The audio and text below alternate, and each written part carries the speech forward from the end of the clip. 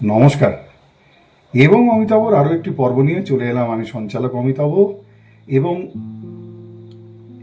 অমিতাভতে যেহেতু বর্ষাকাল, সেই জন্য বাঙালির সঙ্গে আষাঢ়ে গল্পের একটা সম্পর্ক রয়েছে, যে গল্প মূলত বেশ কিছুটা ভীতি প্রদর্শন করে এবং সেই সঙ্গে সঙ্গে ভিত্তিহীন হতো, মানে গল্পের গরু গাছে উঠতো। কিন্তু আষাঢ়ে গল্প নাম দিয়েও আমি অমিতাভতে সেরকম কিছু অজানা গল্পই আপনাদের জানাবো, যেগুলো ভিত্তিহীন তো নয়, বা শুধুমাত্র আষাঢ়ে গল্প নয়। আসলে আষাঢ় মাসে বা এই বর্ষার সময় সন্ধেবেলায় গল্পগুলো বলার উদ্দেশ্য, আর তার জন্য নামকরণ আষাঢ়ে গল্প। চলুন, আমরা তো প্রত্যেক মানুষই কম বেশি খাবার ভালোবাসি, নানান ধরনের খাবার। এবং আজকের দিনে দাঁড়িয়ে বহুজাতিক কোম্পানি থেকে শুরু করে আমাদের দেশীয় কোম্পানি, তাদের একটা বড় ব্যবসার ভিত্তি অবশ্যই নরম পানীয়। নরম পানীয় বা কোমল পানীয়, যেটাকে সফট ড্রিঙ্ক আমরা বলি, যার অন্যতম নাম কোল্ড ড্রিঙ্ক, শীতল পানীয়। সেই শীতল পানীয়র শুরুটা কোথা থেকে হলো? বিখ্যাত ব্র্যান্ড, সেই ব্র্যান্ডটার নাম কোকা কোলা। এই কোকা কোলা, এই পানীয় তৈরির ইতিহাস আজকে আপনাদের সেটাই জানাবো। মার্কিন ফার্মাসিস্ট জন পেম্বারটন, এই মানুষটি স্বপ্ন ছিল যে মানুষের জন্য নানান ধরনের নতুন নতুন ওষুধ আবিষ্কার করা বা তৈরি করার, এবং এই লক্ষ্যে তিনি একটা লাইসেন্সও তৈরি করিয়ে নিয়েছিলেন। আর বেশ ভালোই এগোচ্ছিল তার সেই ওষুধ প্রস্তুত করা। তার পেটেন্ট তিনি নিজে নিয়ে রাখতেন, এবং মানুষের জনহিতকর, সমাজের জন্য নানান ধরনের ওষুধ তৈরি করার একজন দক্ষ ফার্মাসিস্ট হিসাবে তিনি এই কাজ সম্পূর্ণ করে একটু একটু করে এগোচ্ছিলেন। একটু একটু করে তার নামও ছড়াচ্ছিল। কিন্তু মুশকিল বেঁধে গেল সেই সময় এই মার্কিন যে সাম্রাজ্যবাদ, সেখানে দাসপ্রথা বিলুপ্তিকরণ নিয়ে একটা উত্তাল অবস্থা তৈরি হয়, এবং সেই অবস্থাতে রীতিমতো গৃহযুদ্ধ শুরু হয়ে যায়। আর সেই গৃহযুদ্ধে জড়িয়ে পড়েন এই ফার্মাসিস্ট জন পেম্বারটন। যুদ্ধ কখনো ভালো কিছু নিয়ে আসে না, এই কথাটা পেম্বারটন তিনি বুঝেছিলেন, এবং জীবনের সত্য হিসাবে তিনি সেটিকে চাক্ষুষ দেখতে পেয়েছিলেন। যুদ্ধে মারাত্মকভাবে আহত হন এই জন পেম্বারটন, এবং আহত হওয়ার পর তিনি যন্ত্রণা লাঘব করার জন্য মরফিয়া নিতে শুরু করেন। কারণ তখন সেই সময়কালে তখনও অ্যান্টিবায়োটিকের আবিষ্কার হয়নি চিকিৎসা শাস্ত্রে, চিকিৎসা বিজ্ঞানে। তো মরফিয়া নামক যে নেশা, সেই মরফিয়া নেশা করে তিনি যন্ত্রণা লাঘব করতেন, এবং তার যন্ত্রণা কমানোর উদ্দেশ্যে এই মরফিয়া নেয়াকে তিনি মনে করতেন যে মৃত্যুর আগে যন্ত্রণাটাই কমাতে আমি চাইছি। মৃত্যু আসুক, তাতে অসুবিধে নেই, কিন্তু এই অসহ্য যন্ত্রণা, ক্ষতবিক্ষত শরীরে যুদ্ধের ক্ষত নিয়ে যে যন্ত্রণা, তার থেকে তিনি মুক্তি পাওয়ার জন্য মরফিয়া নেওয়া শুরু করলেন। কেউই বলেননি তিনি বাঁচবেন বা ফিরে আসবেন, কিন্তু মজার ব্যাপার হলো ধীরে ধীরে আঘাত থেকে একদিন সেরে ওঠেন পেম্বারটন। কিন্তু ততদিনে পেয়ে বসেছে তার এই মরফিয়া নেয়ার নেশাটা। পেম্বারটন নিজে ফার্মাসিস্ট, এবং চিকিৎসা বিজ্ঞানটাও তিনি ভালোই জানেন, তাই জানতেন মরফিয়ার যে আসক্তি, সেটা কতটা ভয়ানক হতে চলেছে তার জন্য।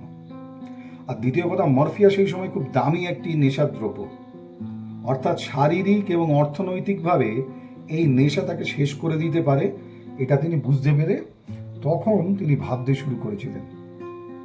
হঠাৎ করে মৃত্যু এবং আর্থিক ক্ষতি, এই দুটোর কারণ মরফিয়া হতে পারে, এই বোধটা আসার পর তিনি, যেহেতু ফার্মাসিস্ট, নানান বিষয়ে তার কিছু কম বেশি দক্ষতা এবং জ্ঞান ছিল, তিনি একটা উপায় পেয়ে যান।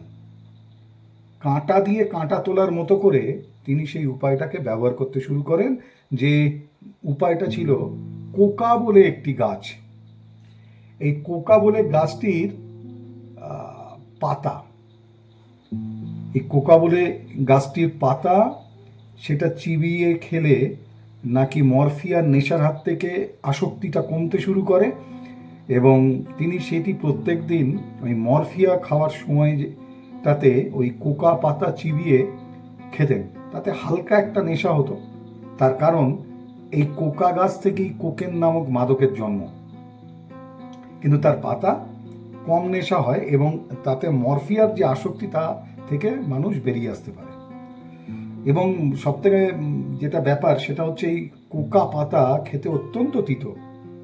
এবার তিনি দেখলেন যে আমার তো মরফিয়ার নেশা থেকে বাঁচতে হবে, কোকা পাতাতে হালকা নেশা হয়, আর এই পাতাটা তিতো হওয়াতে তার একটু খেতে অসুবিধে হচ্ছিল, ভীষণ তিতো একেবারে। তখন তিনি ঠিক করেন যে তিনি নিজে যেহেতু একজন ফার্মাসিস্ট, তিনি তখন নানান উপাদান মিশিয়ে এই একটা সংমিশ্রণ তৈরি করার চেষ্টা করছিলেন। হঠাৎ করে এভাবেই চেষ্টা চালাতে চালাতে একদিন এক জাতীয় বাদাম পাওয়া যায় যার নাম কোলা। এই কোলা বাদামের গুঁড়ো সেই পাতার সঙ্গে, মিশ্রণটার সঙ্গে মিশিয়ে তিনি একটা অদ্ভুত উপাদান তৈরি করেন। উপাদানটা একটা সিরাপের আকার নেয়, এবং সেই সিরাপ যা কোকা পাতা এবং কোলা বাদাম থেকে সংমিশ্রণে তৈরি, তিনি তখন সেটা খেয়ে দেখলেন এবং চমকে গেলেন, দারুণ তো। এবং সেটি পেম্বারটন খেতে এতই ভালো লেগেছিল, তিনি পরপর কয়েকদিন সেটা খাওয়া শুরু করে দিলেন এবং তার দারুণ লাগছিল। হঠাৎ করে তার মাথায় একটা ভূত চাপলো। আসলে ফার্মাসিস্ট মানুষ তো, তিনি বলেন, আচ্ছা এর সঙ্গে যদি একটু খাবার সোডা মিশিয়ে দেই কেমন হয়। এরপর তিনি সেই কোকা এবং কোলা বাদামের মিশ্রণটিতে, সিরাপে খাবার সোডা মিশিয়ে দিলেন। এক চুমুক দিতেই তিনি অবাক হয়ে গেলেন যে একটা অসাধারণ নরম পানীয় তৈরি হয়ে গিয়েছে। সেটাই ছিল নরম পানীয় কোকা কোলার ইউরেকা মোমেন্ট। পরদিন তিনি আর দেরি না করে তার বন্ধুর কাছে গেলেন, যে বন্ধু তার ওষুধের ব্যবসা ছিল, ওষুধের দোকানদার তিনি। তার নাম হচ্ছে উইলস ডেনাবল। এই উইলস ডেনাবল তাকে, তার সঙ্গে দেখা হওয়ার পর তিনি সেই পানীয় তার বন্ধুকে খেতে দিলেন। বন্ধুটা তো খেয়ে লাফিয়ে উঠলেন, তো দারুণ জিনিস, আরে বাস। তারপর দুজনে মিলে ঠিক করলেন যে এটাকে নিয়ে কিছু একটা ভাবতে হবে। সেদিনই ঠিক হয়ে গিয়েছিল এই পানীয়র ইতিহাস। দুই বন্ধু মিলে এটাকে বাজারজাত করার কথা ভাবলেন, তবে স্রেফ ব্রেন টনিক হিসাবে, পানীয় নয়, ব্রেন টনিক হিসাবে। ব্রেন টনিক কেন? তার কারণ এটা খেয়ে কেমন একটা ফুরফুরে হয়ে উঠেছিলেন দুই বন্ধু। সঙ্গে তারা খেয়াল করলেন যে মানসিক অবসাদটাও এটা খাওয়ার পর অনেকটাই চলে যায়, এবং এই মিশ্রণ আশ্চর্য কাজ করে প্রাণবন্ত করে তুলতে একটা মানুষকে। এই ভাবনা থেকেই তাদের এই ব্রেন টনিক সিরাপ হিসাবে তারা এটাকে ভাবলেন, এবং বাজারজাত কি করে করা যায় তার জন্য ভাবতে বসলেন। বন্ধুর যেহেতু দোকান ছিল ওষুধের, সেখানে দোকানে রাখা শুরু করলেন। কিন্তু দোকানে রাখলে তো শুধু হবে না, বিক্রি হতে গেলে মানুষকে তো জানতে হবে যে এই জিনিসটা কি এবং এটা এখানে পাওয়া যায়। অর্থাৎ মানুষের কাছে পৌঁছাতে হবে, শুধুমাত্র তৈরি করলে হবে না, অর্থাৎ দরকার বিজ্ঞাপন। এবার বিজ্ঞাপন দিতে গেলে দরকার তো একটা ব্র্যান্ড নেম, একটা নাম তো দিতে হবে। মজার ব্যাপার হলো কি, এই যে বিজ্ঞাপন কোম্পানিটা ছিল, সেই বিজ্ঞাপন কোম্পানির মাধ্যমে তিনি বিজ্ঞাপন যেটা করাতে চেয়েছিলেন, সেই বিজ্ঞাপন কোম্পানি জনপ্রিয়, সেই বিজ্ঞাপন কোম্পানি তখন তারা যখন এটা পেল যে কি নামকরণ করা যেতে পারে, সেই চিন্তা ভাবনা করতে করতে সেই কোম্পানির যিনি মালিক, বিজ্ঞাপন কোম্পানির, তার নাম হচ্ছে ম্যাসন রবিনসন। এই ম্যাসন রবিনসন করলেন কি, এই কোকা পাতা এবং কোলা বাদামের মিশ্রণ, যেহেতু এখানে মূলত পানীয়র আসল দুটো উপাদান, তিনি এ দুটোকে জুড়ে দিয়ে নামকরণ করলেন কোকা কোলা। এইভাবে নামকরণ হয়ে নরম পানীয়র বাজারে আত্মপ্রকাশ ঘটল। নরম পানীয়র দুনিয়াতে সবার থেকে সিনিয়র, বয়োজ্যেষ্ঠ কোকা কোলার। কিন্তু মজার ব্যাপার কি জানেন, যে এই কোমল পানীয় বা নরম পানীয় কোকা কোলা, এটা তার জন্মের ইতিহাস হলেও এই পানীয়র যেটি মিশ্রণের পদ্ধতি, সেটা আজ পর্যন্ত কোম্পানির গোটা 5 মানুষ ছাড়া আর কেউ জানতে পারেনি। এর তৈরির প্রণালীটা, হ্যাঁ, সেই রহস্যটা কিন্তু কেউ জানতে পারেনি। কিন্তু তৈরি হওয়া ইতিহাসটা, তার রহস্যটা আমাদের কাছে পরিষ্কার হলো। আজও বড় বড় নরম পানীয় বিখ্যাত কোম্পানি তারা বহুবার হয়তো চেষ্টা করেছেন যে কোকা কোলার এই অসাধারণ স্বাদের পেছনে মিশ্রণটা কি আছে, তার রসায়নটা কি, সেটা কিন্তু এখনো পর্যন্ত জানা যায়নি, হয়তো কোনোদিন জানাও যাবে না।